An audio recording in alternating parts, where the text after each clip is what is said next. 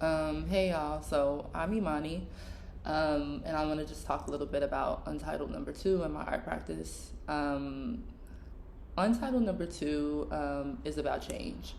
I'm at a very weird point in my practice where um, I feel myself approaching multiple choices, multiple paths, and I have to experiment with each to figure out what my work will be.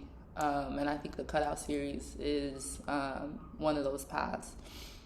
At the same time, this piece is about change because of the way that I'm thinking about form, scale, and materiality. So, in many ways, it's an answer to some of the questions that are always central to my work, which is inevitably about Blackness. So, some of those questions I think this piece is an answer to is what forms must Blackness take in the midst of ongoing enclosure? And thus, what is the capacity of Blackness stretched to the limits of legibility and illegibility as it has to bear a particular burden of abstraction? And so it's almost like I use watercolor and and ink in certain ways as an accent or as a mark um, to ask these questions about gravity, um, about stretching and pulling.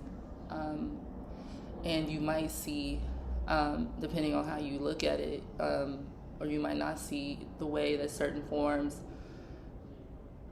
almost they're almost pushing against the kind of the bounds of the lines that they're within, or even the colors that they're within. And I think that that's really, really important. I don't want there to be borders, or necessarily, I don't think there can be borders, and I think that's why watercolor is really important because it has a particular kind of plasticity and liquidity. So in many ways, it performs and embodies Blackness in ways that I think is really interesting. And so I continue to use it and to think with it and theorize with it because it feels Black to me. Um, and so yeah, I think that's just a little bit about Untitled number two.